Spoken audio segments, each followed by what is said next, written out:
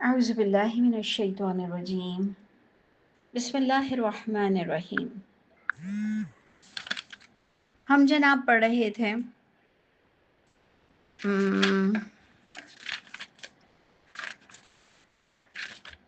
ہم نے جو اللہ تعالیٰ کا قرب ڈھونڈنے کا رب تعالیٰ نے ہمیں حکم دیا کہ کون کون سے ایسے ذریعے ہوں گے کہ آپ اللہ تعالیٰ کے قریب ہوں، اور یہ آپ ہی کی ذات اس کو فائنڈ آؤٹ کر سکتی ہے۔ دیکھیں کون کس لحاظ سے اللہ تعالیٰ سے کتنا دور ہے، کون کس کے معاملات میں کوتاہی کر رہا ہے، کتنوں کے حق مارے جا رہے ہیں، میاں بیوی آپس میں ایک دوسرے کا حق مارتے ہیں، رشتہ دار لوگ، رشوت خوری، سود خوری، یعنی کہاں کہاں کہاں کہاں آپ سدھر سکتے ہیں اور اللہ تعالیٰ کا قرب تلاش کر سکتے ہیں۔ یہ ساری باتیں ہو رہی تھی۔ پھر چور کی بھی بات ہوئی کہ اس کی قوت کو ختم کرو، اس کے ہاتھوں کو کاٹو، اور اریسٹ سے پہلے اگر کوئی سدھر جائے تو وہ زیادہ بہتر ہوتا ہے بنسبت پکڑے جانے کے بھی بعد جو سدھر جاتا ہے اللہ تعالیٰ کو پکڑتا ہے، اس کا معاملہ ہے تو اللہ کے پاس۔ یعنی ایک شخص جس کو خدا نہ خواستہ کوئی بیماری کی وجہ سے اللہ تعالیٰ کے عذاب سے اریسٹ میں آ گیا، پکڑ میں آ گیا، اور اگر خدا نہ خواستہ آخری لمحہ دیکھ رہا ہے اور اس میں بھی وہ سچے دل سے کچھ دن اس کو مل جاتے ہیں، وہ پکڑا گیا ہے کسی بھی اعتبار سے گورنمنٹ کے معاملے میں، اور اگر وہ واقعی بہت اچھا نیک بن کے دکھا دیتا ہے تو سارا معاملہ اللہ تعالیٰ کا اور مجرم کا ہے کہ مجرم کس حد تک سدھر چکا ہے۔ اس لیے میں اور آپ کسی کی سزا کے لیے جلدی نہ مچایا کریں، نہ آرزو رکھا کریں کہ اگر ایک شخص سدھر گیا ہے تو ہم کہتے ہیں پھر کیا فائدہ ہے، کیا فائدہ، کیا فائدہ، پھر جو میرے ساتھ زیادتی ہوئی تو اب کیا ہوگا اگر اللہ تعالیٰ نے اسے بخش دیا۔ دیکھیں ایک تو پازیٹیو رہیں کہ اللہ تعالیٰ کی بخشش ہم سب کو چاہیے، اور ایک اطمینان رکھیں کہ آپ کا حق نہیں مارا جائے گا، چاہے اس کو سزا ہو یا نہ ہو، آپ کے مجرم کو آپ کو آپ کے مظلوم ہونے کی جزا ضرور ملے گی۔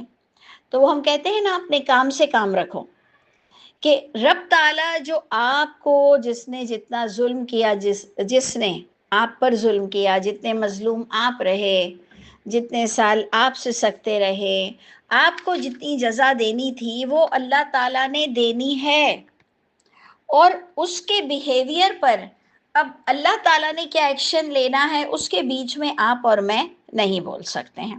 یہ اگر دو باتیں سمجھ آ جائے کہ مجھ کو میرا حصہ مل جائے گا، سدھرنے والے کو اللہ تعالیٰ کی بخشش بھی مل سکتی ہے۔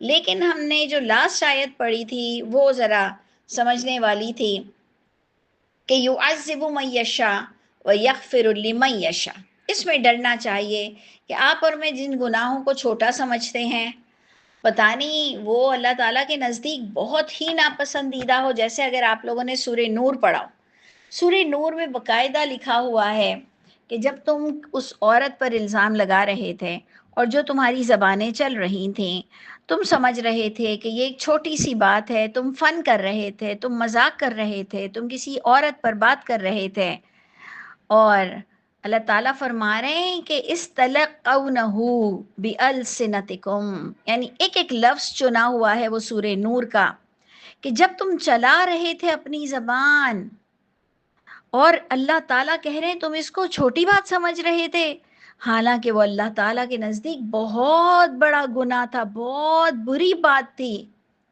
تو یہ میں اکثر ہم اپنے لیے بھی سوچتی ہوں کہ ہم نے ایسے ایسے کئی جگہ حرکتیں کر دی ہوں کہ ہم نے زبان چلا دی، اور ضروری نہیں کسی عورت پر الزام لگانا، کسی پاکیزہ مرد پر جب بیویاں الزام لگاتی ہیں، جب گھر والے الزام لگاتے ہیں، جب پڑوسی الزام لگاتے ہیں، اور اگر وہ مومن شخص ہے، طلاق ہوئی ہوتی ہے، کچھ معاملہ ہوا ہوتا ہے اور اس کے لیے غلط باتیں چل رہی ہوتی ہیں، پھر اتنی ولگر باتیں بھی اس کے لیے چل رہی ہوتی ہیں کہ بھائی اس سے تو کوئی محفوظ نہیں، اور گھر کی کام والیوں تک اس سے محفوظ نہیں، اور جب کہ وہ ایک شخص بڑا شریف ہوتا ہے، نیک ہوتا ہے، فطرتاً اچھا ہوتا ہے، تو کیا آپ کیا سمجھتے ہیں کہ جب منگنی ٹوٹنے پر، شادی ٹوٹنے پر، یا کوئی بھی بات پر، اور اسپیشلی جب گھر والے الزام لگائیں، تو جو آپ کسی کی پرسنالٹی کو مجروح کرتے ہیں، پھر چاہے وہ مرد ہو یا عورت ہو، بہت بڑا گناہ ہے، بہت بڑا گناہ ہے۔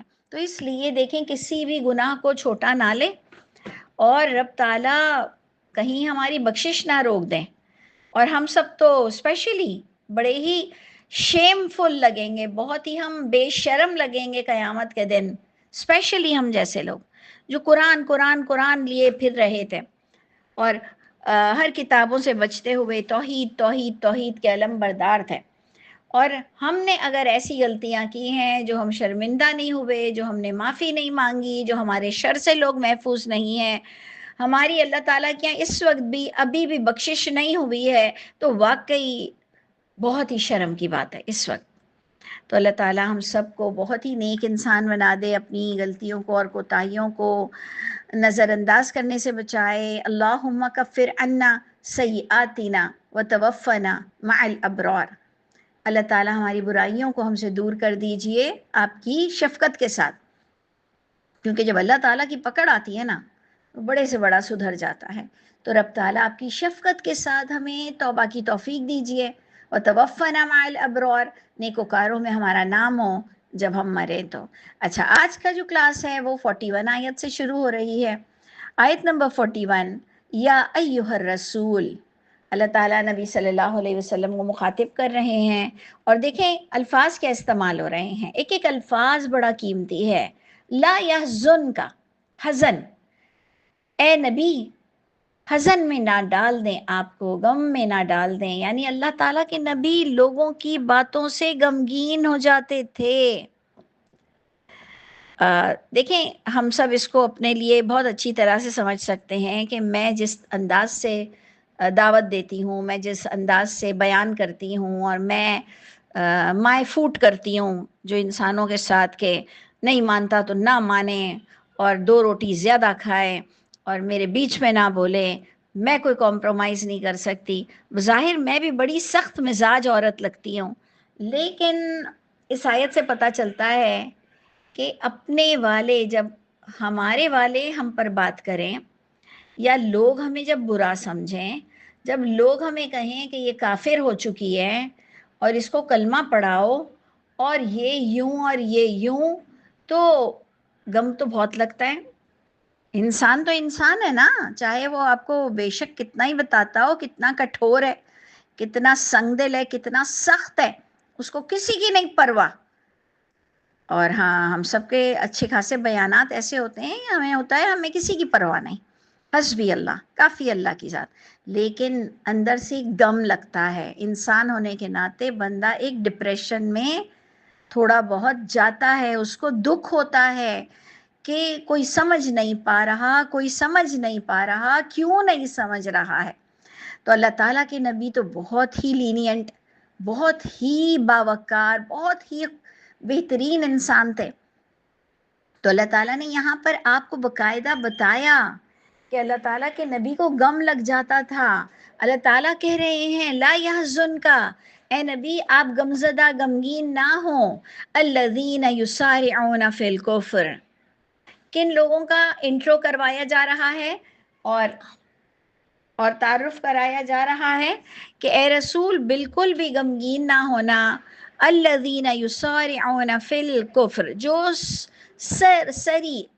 سرع جو ہوتا ہے جلدی، جو بہت دوڑ دھوپ کر رہے ہیں، جلد بازیاں کر رہے ہیں کفر میں، یعنی بالکل آپ کو نگلیکٹ کرتے ہیں، ریجیکٹ کرتے ہیں، ڈینائی کرتے ہیں، آپ پر کفر کا فتویٰ لگاتے ہیں، آپ کو مفتون کہتے ہیں، آپ کو مجنون کہتے ہیں، اور یہ سننے کی کوشش نہیں کر رہے ہیں۔ یسارعون فی الکفر، یعنی بہت جلدی ہے ان کو کفر میں کہ نہیں نہیں میں نے نہیں ماننا، میں نے نہیں ماننا، اور میں نے نہیں سننا، کیونکہ یہ میرا برین واش کر دے گا، یہ مجھے میرے باپ داداؤں کی تعلیمات سے دور کر دے گا۔ جبکہ ہم دوسرے معاملے میں سب بڑے سخت ہیں، کوئی کسی کی باتوں میں نہیں آتا، ایک 200 روپے کی چادر بھی ہم بغیر دیکھے نہیں خریدتے ہیں اور کسی کی باتوں میں نہیں آتے ہیں۔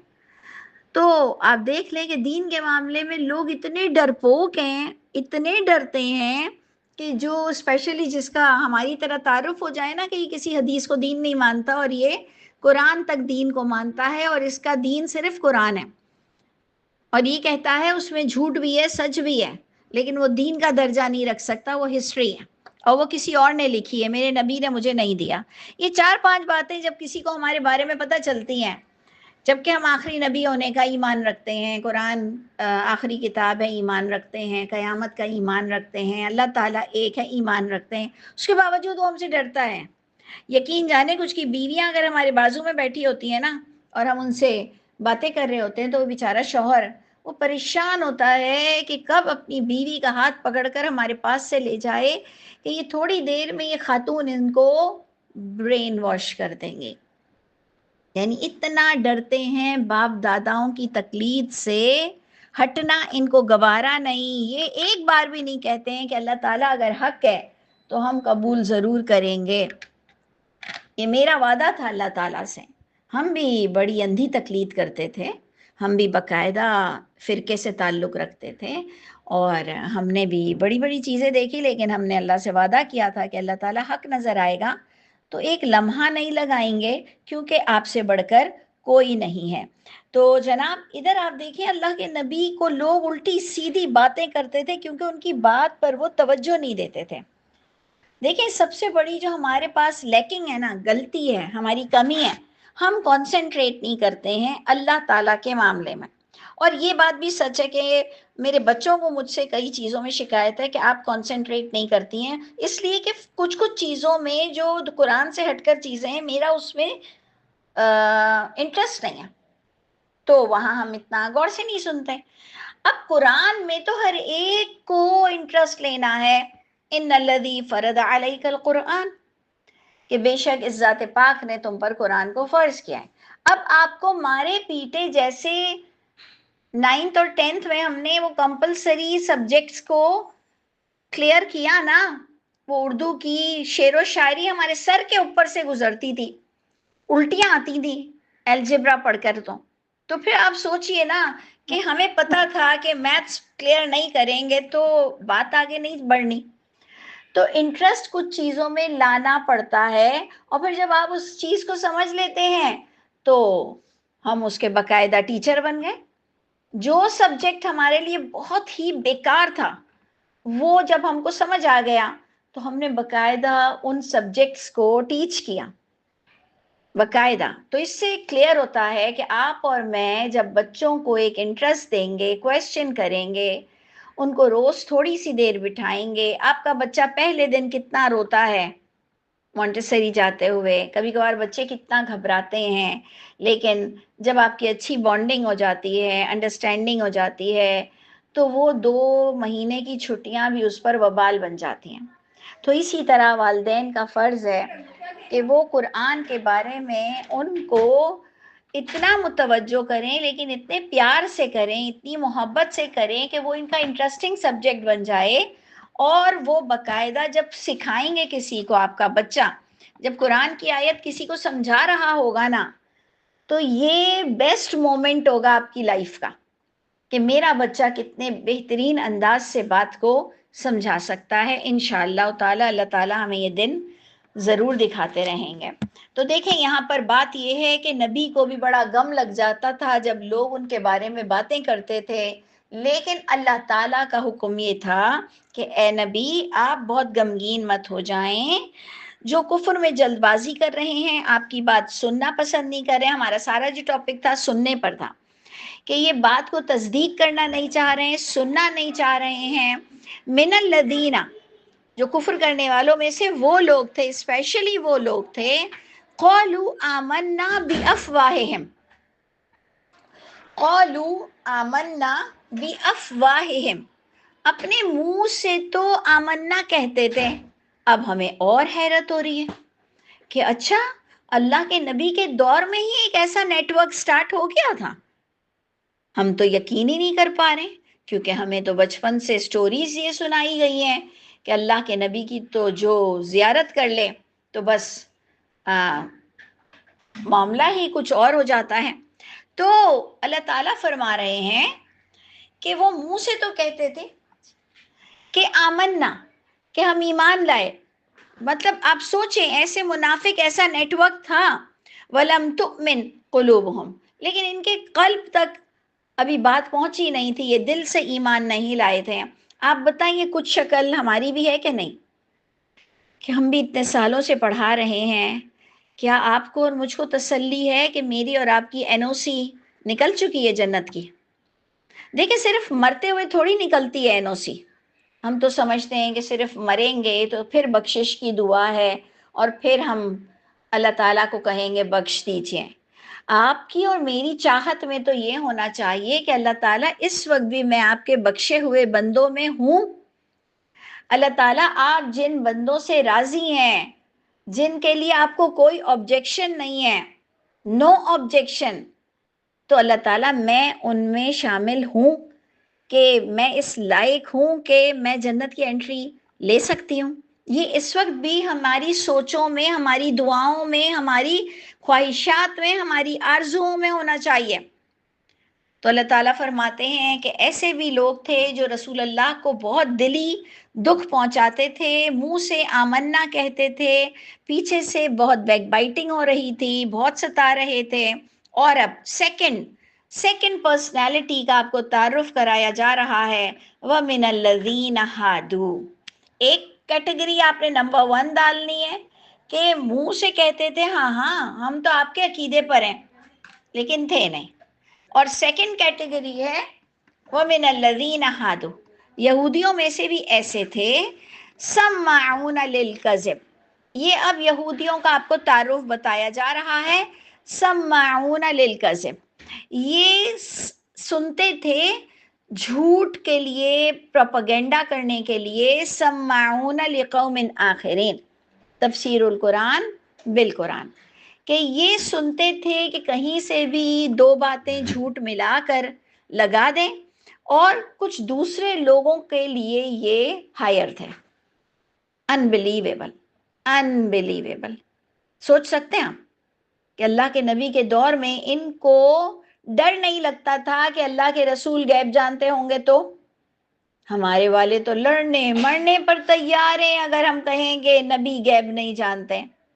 لیکن دیکھیں جن لوگوں نے ملاقاتیں کی ہیں، جو ان کے آس پاس تھے، انہیں ڈر ہی نہیں لگتا تھا، کیونکہ انہیں کنفرم پتا تھا کہ نبی غیب نہیں جانتے. اب بتائیے کہ حقیقت کیا ہے؟ اور جو آپ لوگ اور ہم لوگ ایک غلط نقشہ نبی کا کھینچتے ہیں. قرآن میں جگہ جگہ ہے وہ لوگ جو ایمان لائے اللہ تعالیٰ پر، وہ جو ایمان لائے رسولوں پر. تو آپ اور میں تو ڈسکوالیفائی ہو جائیں گے اگر جب ہمارا ایمان اللہ تعالیٰ کے گھر کھلے گا کہ ہم ایمان یہ لاتے تھے کہ انبیاء کرام مرتے نہیں ہیں، سدا زندہ رہتے ہیں، ہر جگہ پہنچ جاتے ہیں، غیب جانتے ہیں، شفاعت کر دیں گے. تو بتائیے کہ ہم تو اس میں فیل ہو جائیں گے کہ اچھا تم نبیوں سے ایسی تعلق وابستہ رکھتے تھے کہ ادھر سے سلام بھیجو تو فرشتے لے جاتے ہیں اور مدینے میں سلام دو تو خود سنتے ہیں. یہ عقیدہ آپ لے کے جاؤ گے؟ یا وہ اللہ تعالیٰ فرما رہے ہیں کہ ایک عام شہید عند ربہم ہے، یرزقون، رزق پا رہا ہے، فرحین بما آتاہم، خوشیاں منا رہا ہے اللہ کی دین پر. ایک عام شہید، اللہ تعالیٰ کے راستے میں مرنے والا ایک عام انسان اللہ تعالیٰ کے پاس خوشیاں منا رہا ہے، اور آپ یہ عقیدہ رکھتے ہیں کہ آپ کے نبی مدینے کی مسجد میں قبر کے اندر ہیں اور آپ کو وعلیکم السلام وعلیکم السلام وعلیکم السلام کہہ رہے ہیں. کیا کرتے ہو؟ 2025 میں بھی اگر آپ میں یہ سمجھ نہیں آئی تو بتاؤ تو صحیح کہ ہم وہ لوگوں میں شامل ہوں گے جن کے لیے آیت کہتی ہے کہ جب فرشتے روح نکالنے آئیں گے تو کہیں گے کیا کر رہے تھے، کیا کرتے رہے. یعنی ہم سب پر ذمہ داری ہے کہ کرنٹ ایشوز کو ریزالو کرنا. ہر ایک انسان کی ذمہ داری ہے، اس کو اپنا اعمال نامہ بتانا پڑے گا کہ وہ کہاں رہتا تھا، کس ایریا میں رہتا تھا، کیا عمر پایا اس نے، کتنی دولت تھی، کتنی تندرستی تھی، اور کتنا کرنٹ ایشوز پر اسپیشلی دین کے معاملے میں کتنی آئیڈیا تھی. وتواصوا بالحق، آپس میں کتنی تلقین کر سکتا تھا، اور اسپیشلی اختلافی باتوں کو کتنا سارٹ آؤٹ کر سکتا تھا. کیونکہ قرآن کہتا ہے کہ اے نبی ہم نے آپ کو بھیجا ہی اس لیے ہے کہ اختلافی امور کا فیصلہ ہو. آپ بہت سویٹ بننا چاہتے ہو. ہم میں سے آپ میں سے کچھ لوگ بہت سویٹ بننا چاہتے ہیں کہ نہیں نہیں نہیں نہیں نہیں میں اختلافی باتوں پہ ڈسکس ہی نہیں کرتا. ٹھیک ہے، تم کیا سمجھتے ہو تم سویٹ بنے رہو گے تو تمہیں پکڑ نہیں آئے گی. میں نے اپنی زندگی میں وہ لوگ دیکھے ہیں جو چھپتے چھپاتے رہے اور سب کی ہاں میں ہاں ملاتے رہے. ان کے بھی دشمن ہوئے، وہ بھی مشکل میں آئے، کیونکہ اللہ تعالیٰ کے گھر آپ کو بتانا پڑے گا. اور قرآن کہہ رہا ہے جو پہل کرے گا کسی مشکل چیز کی تو وہ پچھلے لوگوں کے برابر ہو ہی نہیں سکتا. جو اچیومنٹ سے پہلے اپنا مال خرچ کرے اور جو اچیومنٹ سے پہلے اپنی زبان خرچ کرے، اپنی تندرستی خرچ کرے. دیکھیں اچیومنٹ کے بعد، کامیابی کے بعد، اچیومنٹ مینس کامیابی ہوتی ہے کہ کامیابی کے بعد تو معاملہ آسان ہو جاتا ہے. ابھی کامیابی نہیں ہوئی کچھ سبجیکٹس میں، کچھ ٹاپک میں، اور ہم اس میں کمانڈو ایکشن لے لیتے ہیں. ہم کہتے ہیں اچھا تو اپنے گھر والوں کو بتاؤ نا کہ فریال باجی کا یہ عقیدہ ہے. اچھا یہ بتا دو نا کہ آج میں نے یہ سنا ہے. ایسے بتا کر بات کو شروعات کرو کہ یہ ہر ایک کے کانوں تک پہنچے. چلو یہ نہیں کہہ سکتے کہ میں یہ سمجھتی ہوں اور میں ڈنکے کی چوٹ پہ یہ سمجھتی ہوں اور یہ میرا ایمان ہے اور یہ میرا رائٹ ہے. چلو یہ نہیں بول سکتے نا. تو یہ بول دو کہ میں نے یہ سنا ہے کہ ایسا بھی ہے دین میں اور یہ حدیث تو یوں ٹکرا رہی ہے اور ایسے نہیں بولنا چاہیے. اتنا بھی نہیں کر سکتے تو پھر تو واقعی لعنت پڑے گی ہم پر. تو اللہ تعالیٰ فرماتے ہیں کہ اللہ کے رسول کو لوگ بہت ستا رہے تھے، ڈرتے بھی نہیں تھے.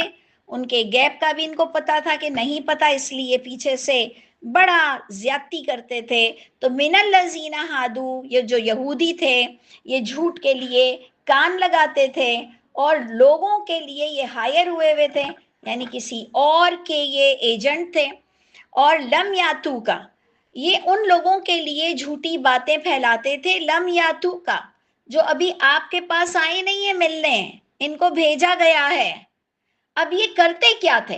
دوبارہ اللہ تعالیٰ ایکسپلین کر رہے ہیں کہ یہ نیٹ ورک، یہ منافق، یہ یہودی کرتے کیا تھے؟ یحرفون الکلمہ من بعد مواضعہ، تفسیر القرآن بالقرآن. اللہ تعالیٰ یہ آپ کو بتائیں گے کہ یہ کیا کرتے تھے. یحرفون الکلمہ، دیکھیں پلیز غور سے سنیں، تحریف کر دینا کلام کو. یہ الفاظ کو نہیں ہٹا سکتے تھے کیونکہ الفاظ ٹیکسٹ بن گئے تھے. جیسے آپ بخاری کی آج جھوٹی حدیثوں کو ہٹا نہیں سکتے، صرف بول سکتے ہو کہ یہ جھوٹی ہے. وہ ٹیکسٹ ان ریٹن آ چکی ہے بک فارم میں. تو جو ایسی گندی غلط چیزیں نہیں ہٹا سکتے ہیں تو اصل کیسے ہٹ سکتی ہے؟ یحرفون الکلمہ، یہ تحریف کر دیتے تھے کلمے کو، بات کو، اس کی انٹرپریٹنگ کو. جیسے ہمارے یہاں شفاعت کا بڑا مسئلہ ہے، انشاءاللہ اس پر ڈیٹیل میں بات کروں گی، لیکن آپ کو ایک آیت الکرسی کی صرف اگزامپل دے دوں کہ ایک آیت آ رہی ہے من ذا الذی یشفع عندہ الا باذنہ، کون ہے وہ جو شفاعت کرے گا اس اللہ کے پاس مگر اللہ کے حکم سے. اب اس میں کیا ہوا؟ انٹرپریٹنگ اس کی بدل گئی. کیسے بدلی؟ کہ لوگوں نے پہلے تو یہ پروپاگینڈا کر دیا کہ اللہ تعالیٰ کے پاس کچھ غیر اللہ کھڑے ہوں گے شفاعت کے لیے. یہ ایک پروپاگینڈا، ایک دماغ، ایک سٹوری، ایک ویژن بنا دیا گیا کہ اللہ تعالیٰ کے آگے انبیاء کرام، سورہ مزمل، سورہ ملک، سورہ رحمان، ہمارے بقرعید کے قربانیاں، ہماری مسجدیں، یہ سب ہوں گی، یہ سب ہوں گی. اور پھر ہمارے حافظ قرآن بچے اور کچھ نہ کچھ یہ کھڑے ہوں گے اور یہ غیر اللہ ہوں گے اور یہ گناہگار کو بخشوا دیں گے. ایک تو یہ ہماری سٹوری بنا دی گئی، اس پر ہم نے یہ آیت کو فٹ کر دیا کہ من ذا الذی یشفع عندہ، کون ہے جو شفاعت کر سکے اس اللہ کے پاس، الا باذنہ، مگر اس اللہ ہی کے اذن سے شفاعت ہوگی. کیونکہ یعلم ما بین ایدیہم وما خلفہم، کیونکہ وہ اللہ ہی ٹوٹل نگران ہے بندے کے مرنے کے بھی بعد. لیکن اور پھر قرآن نے کہا شفاعت وہ کر سکتا ہے جو نگران ہو، جس کو موت نہ آتی ہو، جو غیب جانتا ہو. لیکن ہم نے ساری باتوں کو پس پش ڈالا، اللہ بِإِذْنِهِ کا ترجمہ یہ دے دیا کہ ہاں شفاعت ہوگی، مگر اللہ تعالیٰ جن جن کو حکم دیں گے ان کو نکالا جائے گا، اور اس اللہ کے حکم سے اللہ تعالیٰ غیر اللہ کو بولیں گے تو اس کے بارے میں بول کہ اللہ اسے بخش دے، اللہ بخش دیں گے. یہ ایسے سٹوری بنتی ہے، ایسے سٹوری بنتی ہے. آج بھی ہم پڑھے لکھے پی ایچ ڈی لوگوں کو یہ بات سمجھا رہے ہیں کہ تفسیر القرآن بالقرآن یعلم ما بین ایدیہم وما خلفہم. یہ اسی آیت الکرسی میں اسی آیت الکرسی کا جواب تھا، لیکن ہم وہی لکیر کے فقیر، ہم نے وہ شارٹ کٹ دیکھ لیا کہ نہیں، ایک گناہگار ہوگا اور اللہ تعالیٰ کا حکم ہوگا کہ وہ اللہ تعالیٰ کچھ لوگوں کو کھڑا کریں گے، اور پھر انبیاء کرام کھڑے ہوں گے اور پھر کہیں گے اچھا تو فلاں فلاں کے لیے ریکویسٹ ڈال، میں تیری ریکویسٹ کو قبول کروں گا. یعنی یہ ہم نے پورا ڈرامہ، پورا پلے بنا لیا. جبکہ یقین جانے مجھے بھی شفاعت کی ضرورت ہے، بخدا مجھے بھی لگتا ہے کہ اگر یہ حق ہے تو مجھے بھی ضرورت ہے، کیونکہ ابھی میں نے آپ سے کہا تھا کہ ہم نے جتنا قرآن پڑھا ہے ایسا عمل ہے نہیں. تو اس طرح سے یحرفون الکلمہ عن مواضعہ من بعد مواضعہ، یہ دو طرح سے اللہ تعالیٰ بتاتے ہیں، بات کو اس کی جگہ سے ہٹا دینا، اس کی سمجھ کو ہٹا دینا اپنی دوسرے قصے کہانیوں کی بدولت. ایسا مائنڈ سیٹنگ کر دیا، اس برین واش سے آپ نہیں ڈرتے ہو. اور ہم جب تفسیر القرآن بالقرآن بتا رہے ہوتے ہیں تو آپ کو ہم سے ڈر لگتا ہے کہ ہم برین واش کر دیں گے، جبکہ برین واشنگ کی ضرورت ہے. لیکن یہ کچھ پوائنٹس پر پوزیٹیوٹی کے ساتھ یوز ہوتا ہے، کچھ پوائنٹ پر یہ نیگیٹیوٹی کے ساتھ یوز ہوتا ہے. اب سب کو اپنا اپنا معاملہ، اپنے بچوں کو بھی، ہمارے بچوں کو بھی اپنا معاملہ خود سارٹ آؤٹ کر کے یہاں سے جانا ہے، کیونکہ کوئی کسی کے کام نہیں آئے گا. سیدھی سی بات ہے. اللہ تعالیٰ نے کلیئر اپنا تعارف کرا دیا کہ کون ہے، کس کے پاس ہمت ہے کہ وہ شفاعت کرے گا. ایون نبی کے پاس بھی لوگ معافی مانگنے آئے، آپ کو سورہ محمد میں ملے گا شاید، اور سورہ فتح میں ملے گا کہ نبی کے پاس لوگ معافی مانگنے آئے. اللہ تعالیٰ نے فرمایا کہ اختیار کون رکھتا ہے؟ اللہ دیکھیں گے چال ڈھال. واللہ یعلم متقلبکم ومثواکم. ابھی تو اللہ تعالیٰ دیکھیں گے، آپ بخشش کی دعا بے شک مانگیں اے نبی، لیکن چال ڈھال تو اللہ دیکھیں گے، پھر معافی دیں گے. تو اتنا پیارا قرآن ہے جو آپ کے کیریکٹر بلڈنگ کو کہاں سے کہاں لے جائے گا، آپ کے کیریکٹر پر پورا اترے گا. یقین جانیں، گراں تو گزرتی ہے یہ بات کہ لو جی یہ تو شفاعت کو نہیں مانتے، لیکن اگر آپ ایمانداری سے دیکھیں تو آپ کے کیریکٹر کو درست کرنے کے لیے یہی پوائنٹ بہتر ہے کہ جب تک آپ اور میں اچھے نہیں ہوں گے کوئی ہماری شفاعت نہیں کر سکتا، کیونکہ اللہ تعالیٰ کے گھر صرف اللہ تعالیٰ کا سکہ چلے گا. اور اس معاملے میں انٹائرلی بوتھ ورلڈ وہ ڈفرینسز ہیں. دیکھو کچھ چیزیں ادھر بھی سیم ہیں ادھر بھی سیم ہیں، جو یہاں پسندیدہ ہے وہ وہاں پسندیدہ ہے. یا اللہ تعالیٰ کہتے ہیں لوگوں کے لیے اچھی سفارشیں کرو، تمہارے لیے بھی اچھا ہوگا. لیکن ادھر انٹائرلی ایک پوائنٹ کلیئر مضبوط آ گیا، وہاں کوئی شفاعت نہیں چلنے والی. للہ الشفاعۃ جمیعا. اور انسان کا نیک ہونا بہت ضروری ہے. تو یہ بڑی پیاری آیت تھی، اس کو ہم پھر کنٹینیو کریں گے. لیکن دیکھیں یہ اس ٹاپک جو ایسے آتے ہیں اس پہ ڈسکس کرنا بہت ضروری ہے. جب تک آپ کے اور میرے کانسیپٹ کلیئر نہیں ہوں گے ہم آگے بڑھ نہیں سکتے، کیونکہ ہمیں صرف سورہ مائدہ کا ختم القرآن نہیں کرنا ہے. تو انشاءاللہ یہاں سے پھر ہم آگے کنٹینیو کریں گے. اللہ تعالی ہم سب کے حامی و ناصر ہوں. سبحان ربک رب العزت عما یصفون وسلام علی المرسلین والحمد للہ رب العالمین.